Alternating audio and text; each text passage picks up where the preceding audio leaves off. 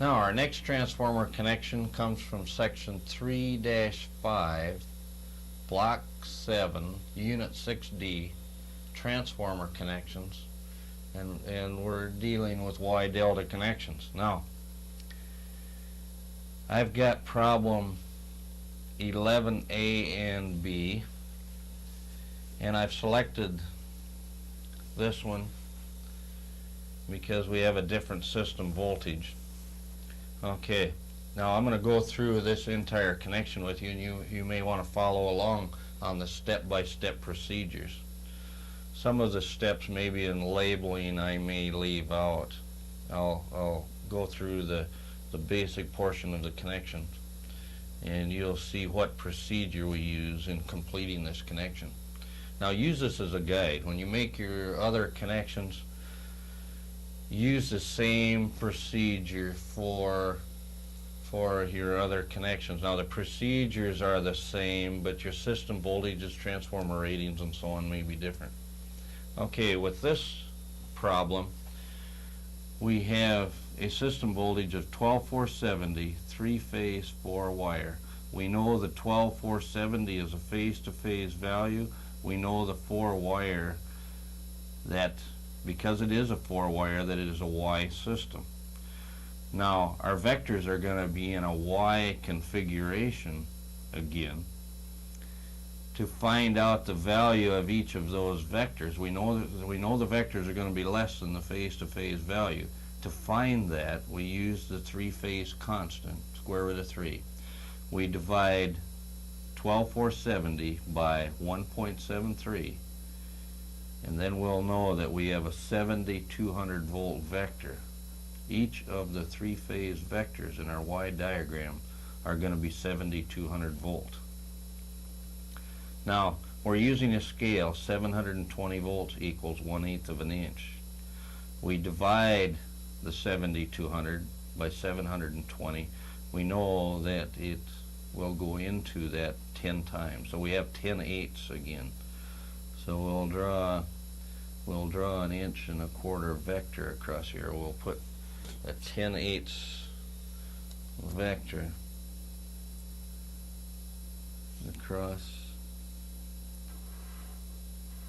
the horizontal line there. Okay, now what we know is we're going to have an 1 1/4 inch vector, 120 degrees from that one. So we'll have one here, and we'll have one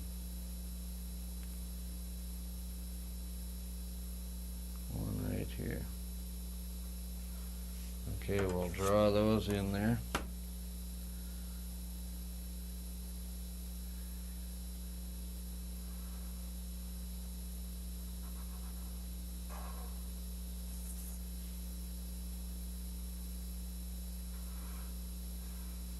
Okay, now remember, we'll label the phases, use uppercase letters.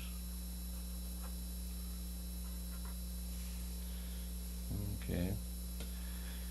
Well, now we'll have a neutral in the center of our diagram, and we'll ground it. Now I think to speed things up here, I'll leave the labeling off. Normally you're supposed to label the vectors and so on. From here we'll go to the second step. Okay, now phase to phase we know is our system voltage, and of course we could go through and check this by our scale and so on, but we know our system voltage is 12,470, so phase to phase all the way through here we'll have 12,470.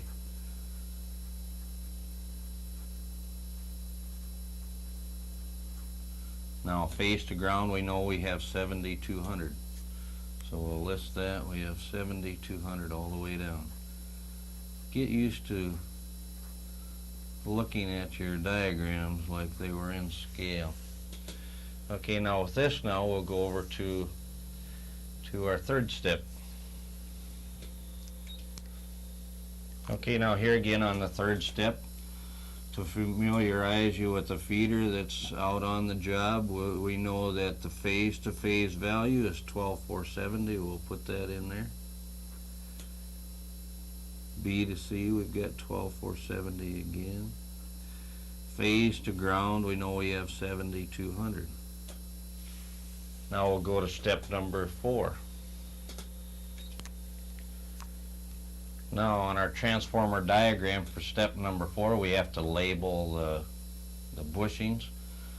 We know from the kVA rating and the rating of the transformer, voltage rating, that we have an additive transformer. That means our terminals are identified H1, H2, X1, X2, and X3. It's an additive transformer. Now let's go to step number 5.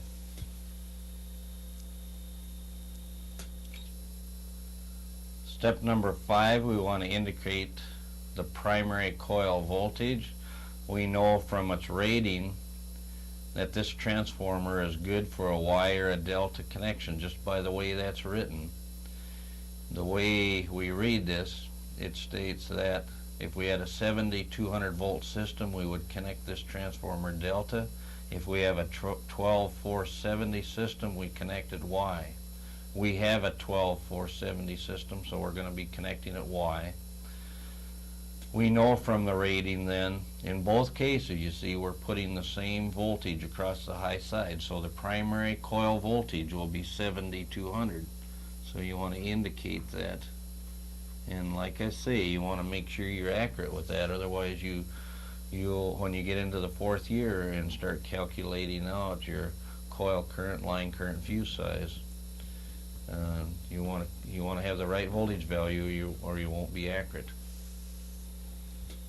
Now let's go to step number 6. Now we know from the transformer rating that this bank of transformers, 3 transformers now, has to be connected onto our system Y. So we're going to have a Y diagram here. We know the coil voltages are 7,200 volt. So we're going to have a diagram that's going to look identical to our feeder diagram above, only this time we're going to label the transformers by number and also put the terminals and so on in there. Okay, now our scale is 7,200 volt is equal to 1/8 of an inch. So we're going to scale it out the same way we did our feeder diagram. When we do that, we will have 10/8 again over here. Okay, we have 1.25 inches. Okay, now we want to measure 120 degrees around here and go 1.25 inches in northeast and 1.25 inches southeast. Look something like this. Draw in our vectors.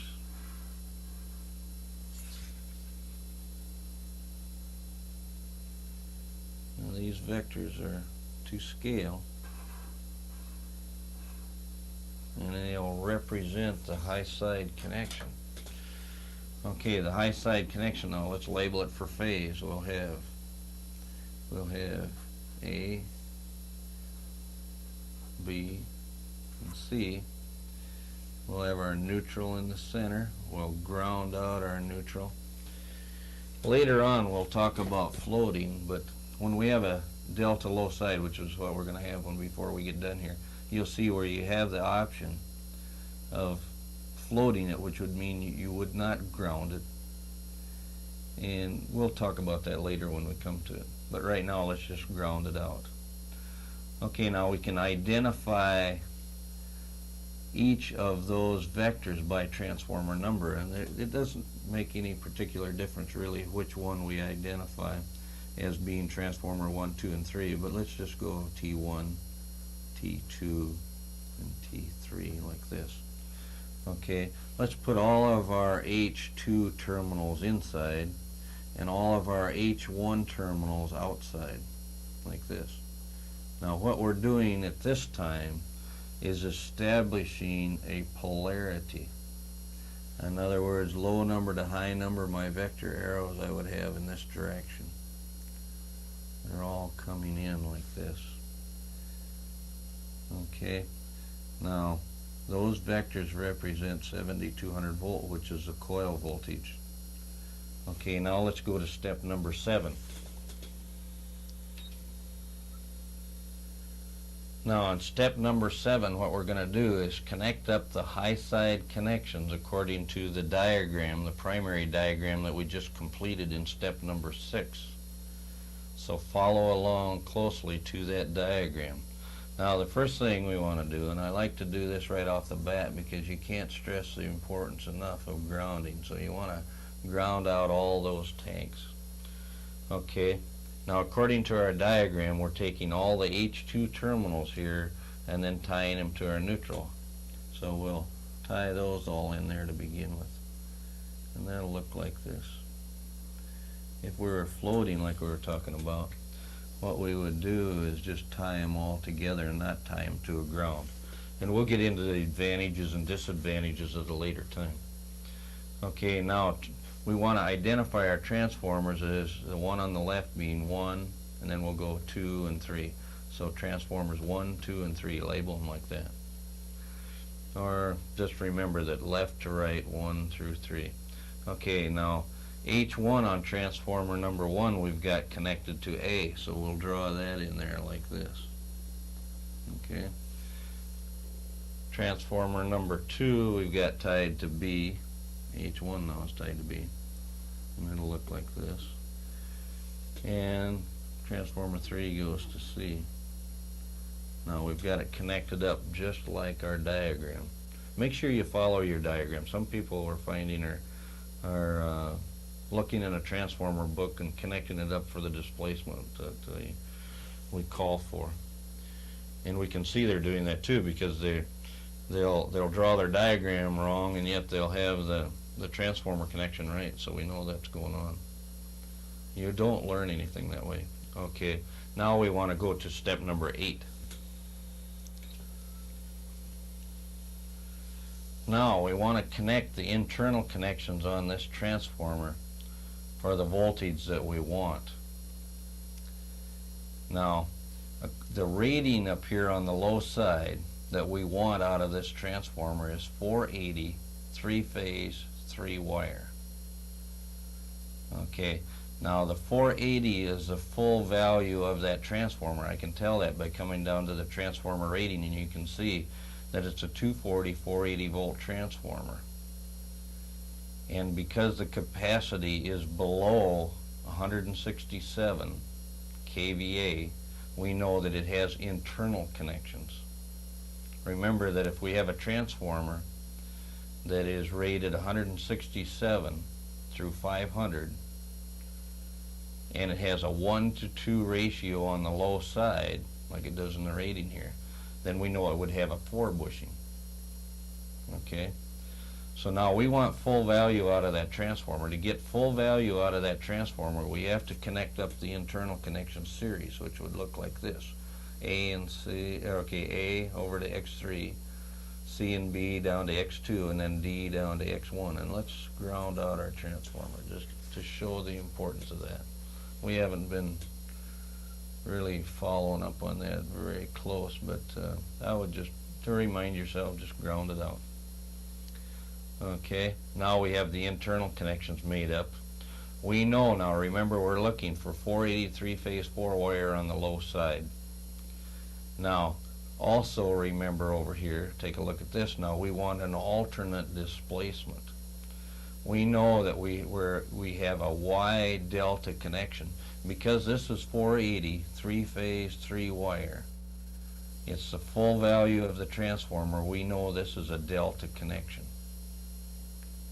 We also know that a wye-delta, that the displacements we would have, the least possible displacement is 30 degrees, which would be standard. The alternate displacement is an additional 180 degrees, which would be 210 degree displacement. So what we need here is a 210 degree displacement. And I'll show you that on our diagram when we come to it. So the next step we want to go to is number 9.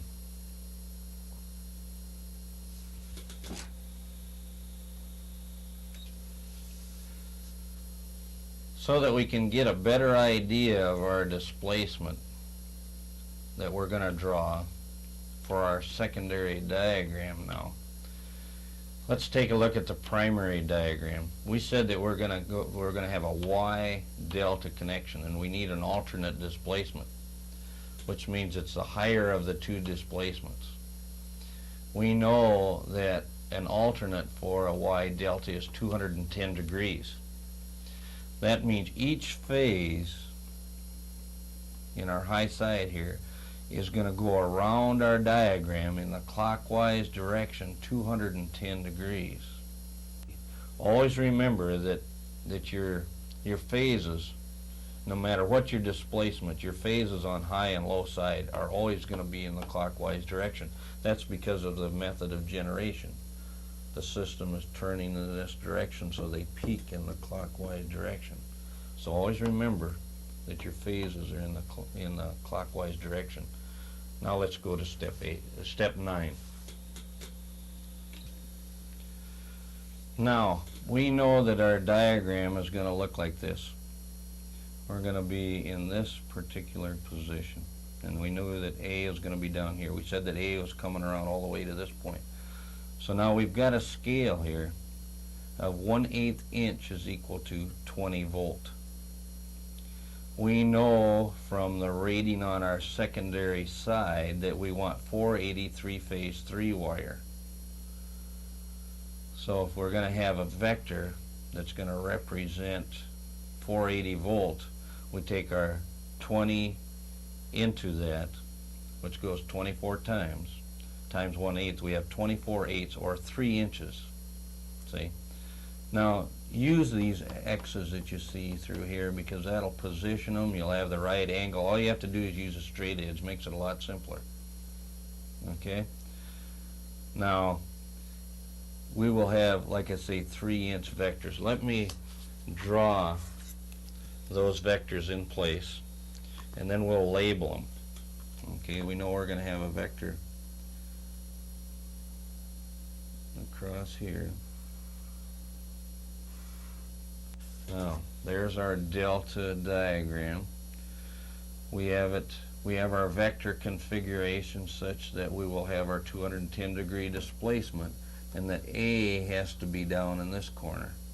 And then once you find one phase, just follow it on around. Now we know that B has to be over here and C has to be up here on top.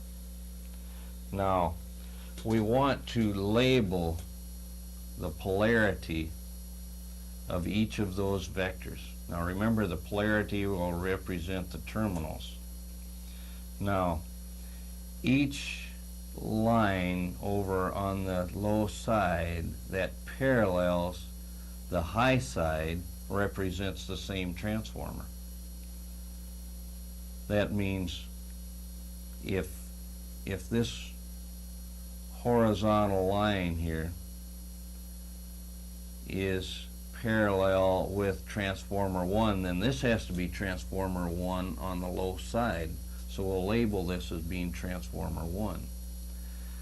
Now this line, this vector, is parallel with transformer number 2, so this has to be transformer 2. This one is parallel with transformer 3, you see over here. So we'll label that transformer 3. Now, the vectors on the low side have to be in the same geographic direction for polarity as the high side. So if you'll look over on the high side, now you can see part of it here anyway. You'll see that transformer 1 is pointed in the east direction. We want to use geographic direction. It saves a lot of confusion. A lot of times if you say direction, somebody might say, well, A to B. Don't even, after you label the phases, don't even think about the phases again until we make our connection. Okay, now transformer number 1 is this one. You see how on the high side it's pointing east? That means our vector arrow down here has to also be pointing east. Let's just draw our arrows in. After you get used to it, you won't have to probably put the arrows in there, but till you get accustomed to your diagramming, I would put it in there, because you know when that arrow's in there, and that arrow, that vector represents the low side of that transformer. Then you're going to have, if we've got a 3-bushing transformer, then this side of that vector represents X1. This side will represent X3. And X2 would be in the center here. Now we're going to have a 3-wire. We won't have to worry about where the X2s are, but let's just label X1 to X3. We know X2 is in the center. If we need it, we could put it in there. Okay? Now this transformer 3, see, is pointed to the northwest. It's pointed to the northwest. So that means this vector has to go to the northwest. They're tied to the same high side of the system, so the high and low side have to be in the same direction for each particular transformer. So now we're going in that direction. That means this low side has to be on the tail of that vector. Then this has to be X3. Now we're going to have the same thing on transformer 2. It's going southwest, so that will be labeled X1 up here and X3 down here. Now, the thing you want to remember now is that we have a delta diagram here. When you connect up a consumer service, you always feed into this. I'm going to say almost always. I get razzed about almost always, but anyway, this is the case. When you connect up a system, such as a secondary system we got here, for a consumer, you want to make sure that there's a ground somewhere on that system. And we've got in your information sheets, you've got information showing how this is done, but I want to stress this now. Now we know we have a 480 3-phase 3-wire. That 480 is what indicated to us that it had to be delta, because that was the full voltage of that transformer. The number of wires when you get to the consumer's voltages doesn't tell you anything. On your distribution system, on your subtransmission, your transmission, the number of wires will. Now, what this will tell us is if we want a 3-wire, is that we want to ground a corner. We can ground anywhere once on this system. But we want to maintain a 3-wire system, and the only way we can do that is to ground a corner. If I took an X2 and grounded it, that would make a 4-wire, and we don't want that. In fact, it would make 240, 480 3-phase 4-wire, and we don't want that. We want a power load here. We want to feed a power load, so we only want 3-wire, 480 3-phase 3-wire. Now, any one of the 3 phases can be grounded. Now, on our diagrams, on our 11B diagram, on that form, we have a low side which already shows the C being grounded, which is okay. We'll go ahead and we'll make C also our neutral, and that means then we have to put a grounding symbol inside that. We're going to ground that out. See? Okay, now let's go to step number 10. Okay, now on this step what we want to do is indicate the voltages available at the secondary. Now here we have our line to line. Now our line to line or phase to phase is across our vectors, you see. And we know that those vectors represent 480 volts. So from A to B, B to C, C to A, and so on, we're going to have 480 all the way around. So what we'll do up here, we'll put 480 volt available line to line. Now, our neutral and our C are one and the same. Okay, now what we want to do is identify the voltage from A to N. Now here's our A and here's our N and our C up here. So what we've got across there is 480 volt. Okay, now our B to our N and our C are also 480 volt. You know, it's like taking a ruler to calculate out your voltages. And it helps, it gives you a picture of what you're working with. You know, the most important part of vector diagramming like this is not in determining which is A, B, and C phase and so on. The most important part is being able to look at a diagram like this to determine if that connection is possible, or what the voltages are, what the voltages available are. Okay, now our C and our N are tied together up here, so the voltage between those two would be 0. Okay, now if we had a delta diagram, a delta system that we diagrammed out, put it that way, and it happened to be a high side system, say for example, maybe I want a 2400 volts on the low side of a substation, and I have a delta, and I don't want a diagram on, or I don't want a neutral on it, I don't want a ground on any corner, I want to leave off the grounds altogether. It doesn't go to the consumer, so we could do that if we want to. If we do that and there's no ground on it at all, then when we go C to N or B to N or whatever the case might be, and there is no ground, then draw a line through it. That means no reference to, you see. Okay, now let's go to step number 11. Now here again in 11 we want to give the voltages available between our conductors on the low side, and so we'll put the voltages available between A and B, and of course we know line to line all the way around we have 480 volts, so we put 480 in there. And from A to N we know we have 480 volts, and we have 480 volt all the way around. Okay, now let's go to step number 12. We want to connect up the low side according to our diagram, and you're going to have to follow along on your diagram the way I'm going to follow the diagram here. And of course we have additive transformers. That means we have 3 bushings. We have X1, X2, and X3. And that each of these transformers are transformer 1, 2, and 3, left to right. Okay, now what we want to do, this terminal is X1 on transformer 1. Go over to your secondary diagram. You see where X1 is tied to B. B is at that corner. So I'll take X1 and I'll go all the way down to B. My X3 on that same transformer goes to A. Bring that down. Transformer number 2, X1, ties to my C and my neutral, so we'll tie that on. My terminal X3 on transformer 2 goes down to B, so I'll bring that all the way down to B. Transformer 3, X1, goes to A.